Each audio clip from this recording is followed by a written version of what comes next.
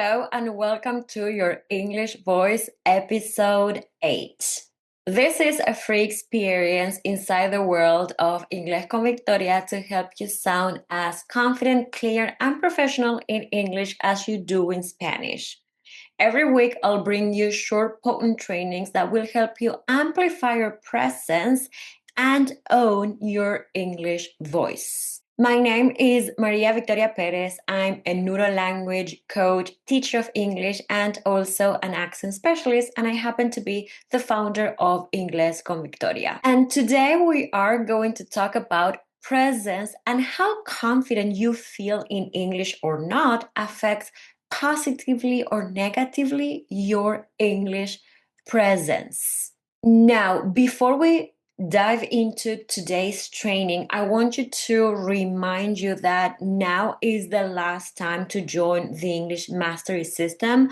Last week, we had our orientation session. Now, this Tuesday, we start with the training. So if you want to join us, you still have some time.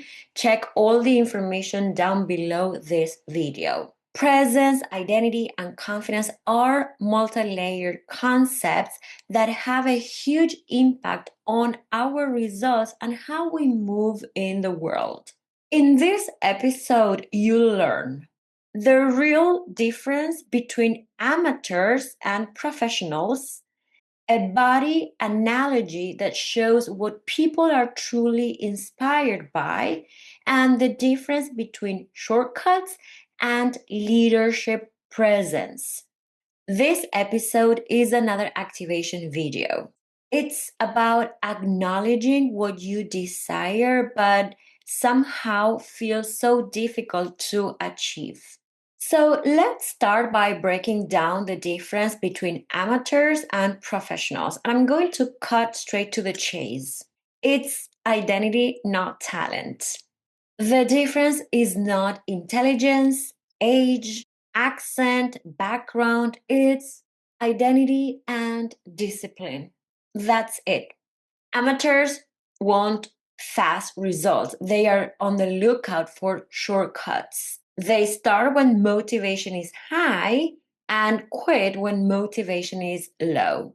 They get to a level that they just get by in English, se defienden. They don't master the language.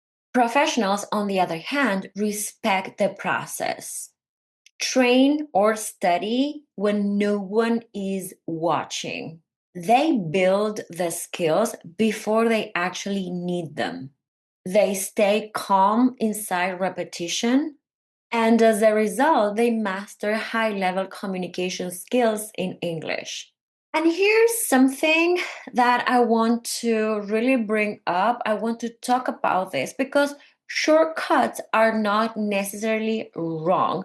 They might be part of the process. Sometimes we need to make mistakes. We really need to fall short again and again until we learn our lessons.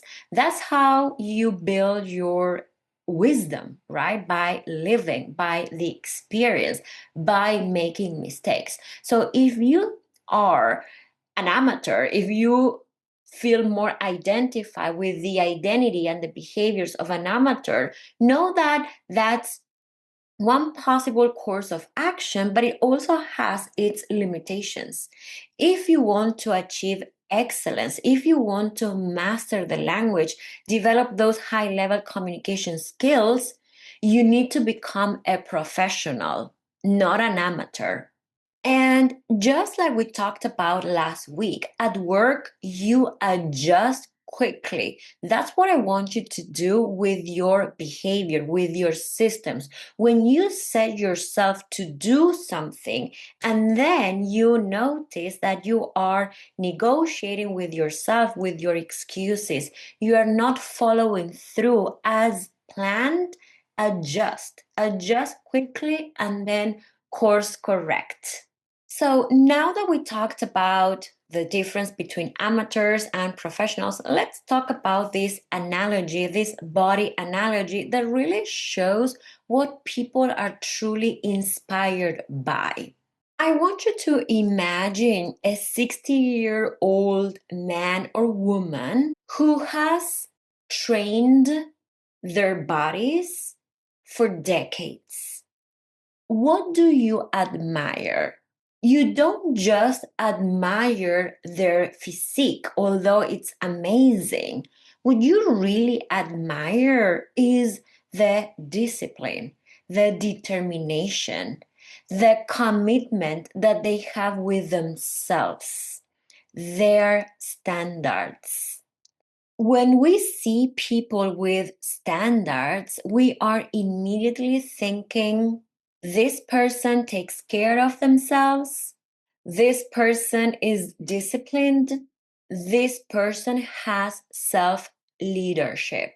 And here's the key connection: English work just the same way. When we see an adult developing high level communication skills in English, facing their fears, and becoming more disciplined with themselves, we don't just admire their communication skills, we admire their presence, which is in that energy, in the way they move, in the way they carry themselves, because they have that inner confidence.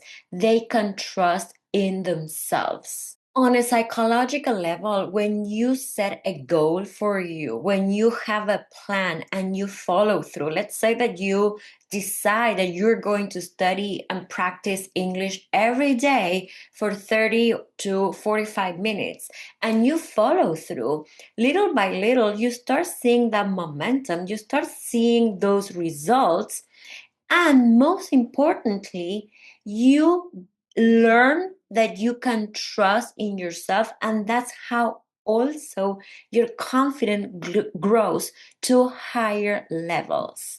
And that's what people can see in your presence. When you say yes to international projects, even if you are with fear, when you stretch and you get yourself out of your comfort zone, it shows in your energy. It shows in your energy. It's that magnetic field that we have, that we feel in the presence of other people who move and behave like this. That is very powerful. That is how you build your presence. You ooze confidence, and your skills are mastered.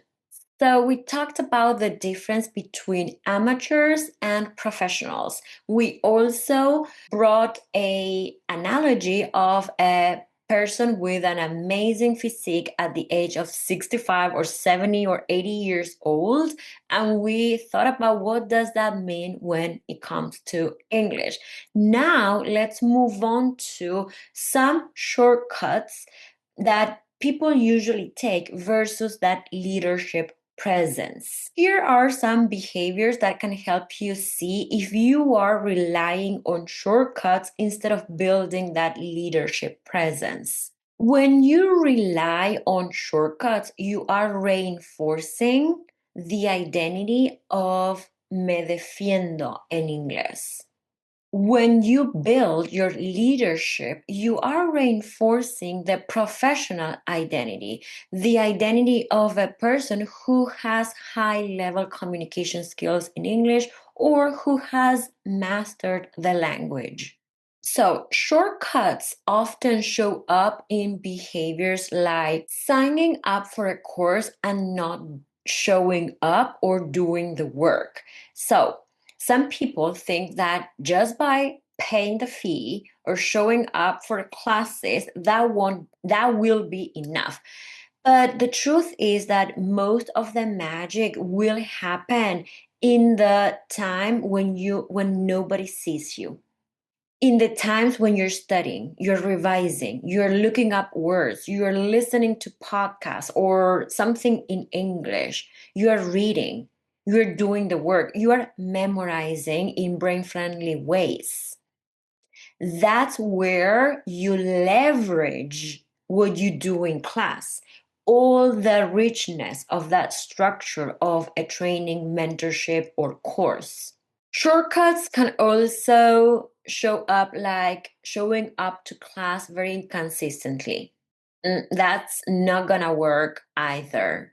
Another shortcut could be letting AI do all the work. Now, AI is a powerful tool. It really takes on a lot of that cognitive load for you. But here's the truth: the more you rely on AI to write for you, the less confident you're going to feel about your own knowledge or skills. And I know sometimes you have a lot of things to do. Relying on AI is the best shortcut, but be very mindful that that is not working against you instead of in favor of you. Another shortcut is relying on digital platforms to learn English. Here's the truth: for real learning to happen, you need to build new neural connections. The neural connections, in order to survive, to get strong, to really go to your long term memory, need a lot of repetition, focus, attention. It's the same as when people want to build muscle. They don't lift 5 kilos weights or dumbbells. They lift heavy. They need those repetitions, the consistency. Otherwise, everyone would be out there with an amazing physique, athlete physique, and that's not the case because it requires consistency, discipline, and a lot of effort. The same is with English. I'm sorry to tell you the truth, but there are no miracles there are no shortcuts. You need to do the work. Yes, you can find methods that are a lot more brain friendly, effective, that are more aligned with your interests, which that's also going to be very brain friendly, but there are no shortcuts. And you need to start identifying this because more and more tools are going to come out and in the market, and you will be influenced to try them. But are you really making progress, or are you derailing? Are you wasting time? And here again, it's not about feeling bad about this, but more so about learning from the experience, from the mistakes, and go back to basics.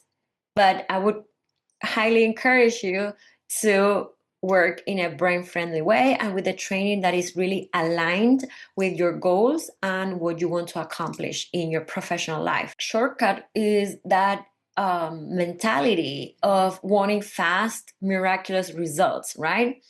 And settling for surface level of English, which would be the equivalent of me defiendo en inglés. So, again, I'm going to repeat myself to reinforce this concept. Real transformation, real mastery doesn't happen through shortcuts. Real change happens in the work you do between sessions, repetition, ownership, brain friendly methods, high level trainings designed for professionals in global roles. Leadership presence, on the other hand, requires emotional regulation, clear thinking, structured language, and the ability to stay calm under pressure. From a language point of view, leadership presence means you don't rush for words, but not because you want to speak slow, because you want to sign that you are a leader, but because you don't need to rush. You are confident, you are certain about the power of your words and the power of your message. You don't apologize for speaking more slowly or maybe even making mistakes. You choose word with intention and you don't over explain, and your body and voice feel grounded.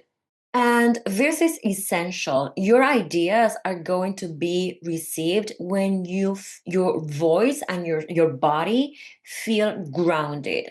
And to be grounded, you need to be confident. You need to feel safe.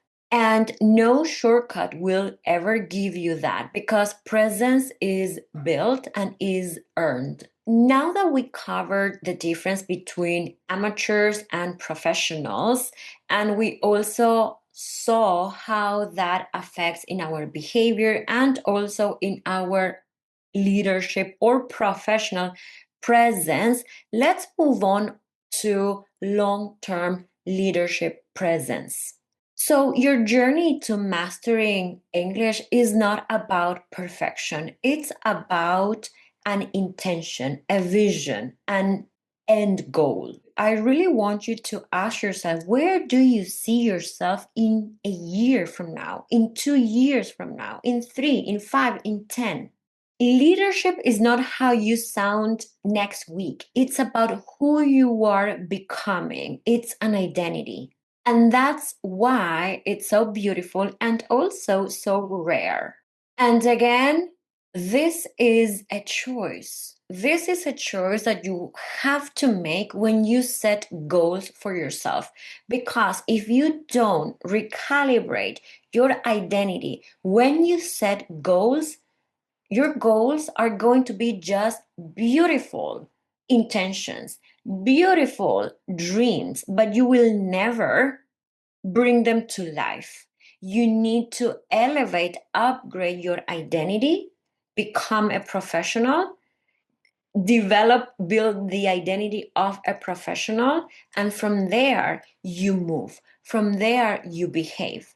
And your results will change very, very, very quickly. So again, that's why inside the English mastery system, we work with identity upgrade. We work with goals and systems and habits and skills. So if you want to join me, please do so. I will leave the link and all the information down below. Remember that we have already started like the orientation. Our first training is this Tuesday. So check the date when you are watching this video. I know not everyone watches it the day that I release it. So make sure you are on time. So I hope you really liked this video, this series, all these episodes that I've been releasing because I know that nobody talks about this when it comes to learning English.